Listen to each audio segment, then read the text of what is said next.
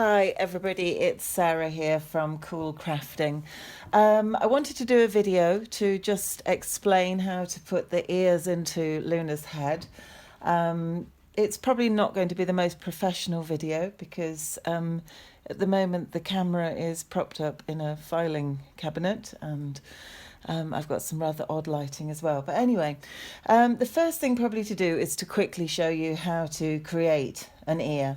You'll have the pattern piece in your pack and you need to cut around that so that you can still see the black line around the outside. And you want to cut out a pair of felt ears like that. I've only got one here. And you need to cut out a pair of printed ears, probably Liberty. I think this one was called Mimi. It's really pretty. I'm using the pea soup felt. I thought a green rabbit would be a great idea for this. And I've fused the backside of the Liberty with a medium fusible interfacing, obviously with the shiny side down, and then press that on so that it's just creating a little bit of stiffness. So you put the right side of the Liberty onto the felt. Now felt doesn't have a right or a wrong side, so you could do it either way. And felt's quite grippy by nature, so you don't really need to use an awful lot of pins, but you're aiming to match up the edges.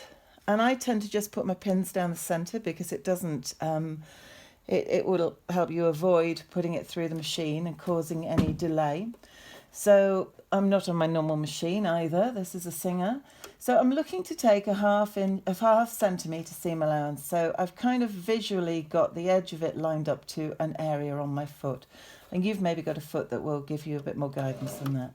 So just to start off, a couple of stitches in reverse, and then just carrying along. And I'm watching the edge of the fabric all the time. I'm not focusing on the needle at all. And I'm coming up to this top turning point. If you're unconfident, you could have put a little dot on the top of the pattern where you know that the seam allowance changes direction. And I tend to use my hand wheel to get to the right spot, lift the presser foot with the needle down, and then I'm turning and coming back down. Again, just focusing my attention on where the edge of the fabric is rather than where the needle is.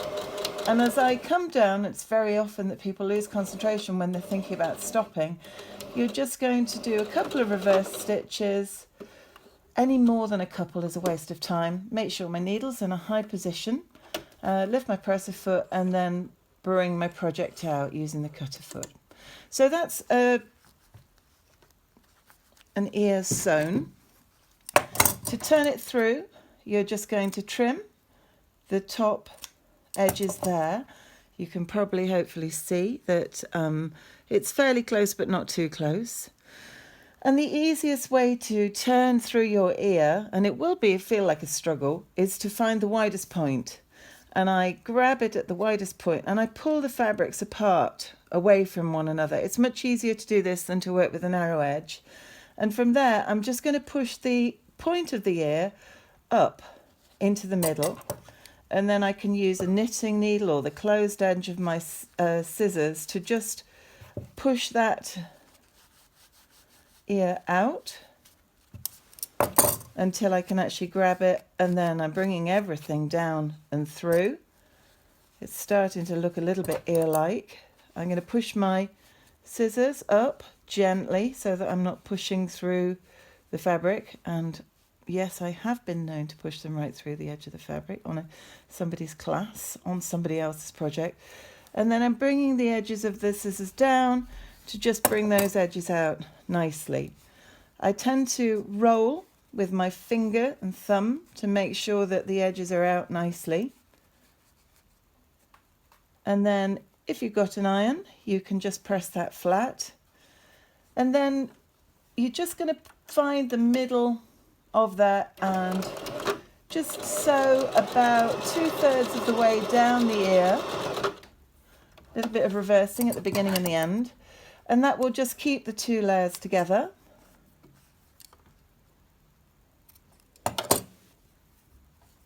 Make sure all your threads are cut off, and then give that a press and then fold it in half so that the print is on the inside and so that it's enclosed, and then repeat with the second ear.